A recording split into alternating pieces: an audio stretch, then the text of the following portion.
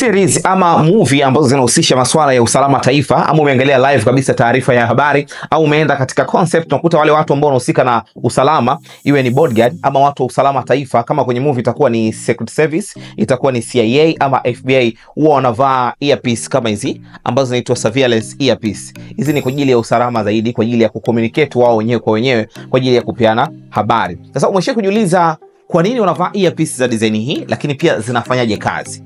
Karibu sana, mimi naitwa Stash, mtu pekee ambaye nakwambia kuhusu technology kwa lugha nyepesi kabisa ya Kiswahili.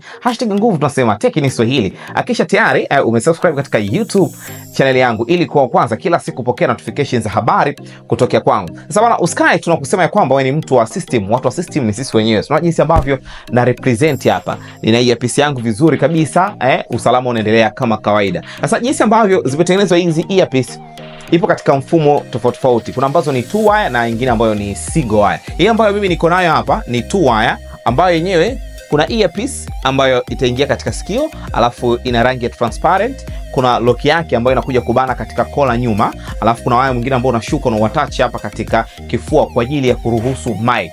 Hiyo earpiece ni kwa ajili ya kusikia muda wote. Kama unahitaji kuongea sasa kwa ajili ya kuruhusu mic yako, kuna button ambayo inakaa hapa, yenyewe una click kwa ajili ya kuongea ili mwingine aweze kukusikia. Ukiwa tayari umebana hapa, waya ambao unabakia unakuwa na pini mbili za audio jack. Zote ziko kwa pamoja. Kuna moja nyembamba, nyingine nene, ambapo ile nene ni kwa ajili ya sauti usikie, ile nyembamba ni kwa ajili ya sauti wenzako wasikie pale ambapo mnaongea. Na mnakuwa na radio call. Hizi zipo katika kampuni tofauti. Kwa mfano hii ambayo mimi ninayo, brand yake inaitwa Baofeng. Hii ni ya Kichina. Kwa hiyo pale ambapo nikiwa tayari nimevaa, hizo wires zinakuja zinaingia, kuna sema kuchomeka hizo audio jack. Sasa hapa mnakuwa na comms maalum, ama tunasema mnapeana channel maalum ya kuweza kuwasiliana nyinyi wenyewe kwa wenyewe. Kwa hiyo mtu mwingine atakiwa na hii hawezi kujua, kwa sababu mpaka awe na channel ambayo nyinyi mnatumia. Kwa hiyo mnajua kwa sababu event hii channel ambayo tutatumia itakuwa ni namba fulani. Kwa hiyo pale ambapo mnaongea mnasikiana nyinyi wenyewe kwa wenyewe. Baofeng radio call ndani box yake inakuja na earpiece zenyewe, ipo radio call, antenna yake pamoja na charge yake, ambapo unaweza ukaichaji. Inakuja na base yake kabisa. Battery yake ina miliamp hour 1800. 1800 sio ndogo sana kwa event ya masaa 5 matatu. Of course inatosha vizuri kabisa. Kwa hiyo una assemble antenna pamoja na hiyo radio call yenyewe, na zile earpiece unaunganisha katika radio call na unazivaa jinsi ambavyo zinatakiwa kuvaliwa. Ukiwa tayari umeshakamilisha hizo hatua, ukiangalia ile radio call juu ina knob ambayo ni power button, lakini pia ni volume button, lakini pia ina options tofauti. Unaweza kuitumia kama radio call tofauti, lakini pia unaweza ukaweka kama ni alarm kwa ajili ya kushtua wenzio,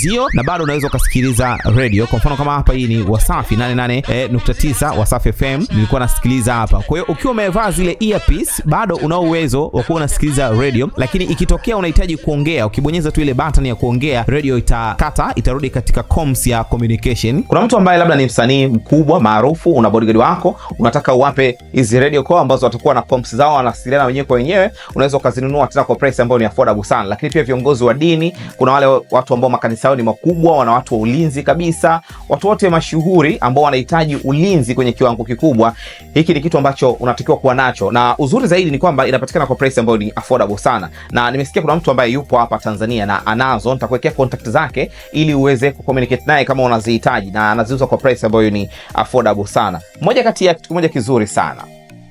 Asante sana kwa kunisikiliza. Mimi naitwa Stash, mtu pekee ambaye nakwambia kuhusu teknolojia kwa lugha nyepesi kabisa ya Kiswahili. #nguvu tunasema Tech ni Swahili. Hakisha tayari umesubscribe katika YouTube channel yangu ili kwa kwanza kila siku kupokea notifications za habari kutokea kwangu. Over. Ndio, hii ni Tech ni Swahili.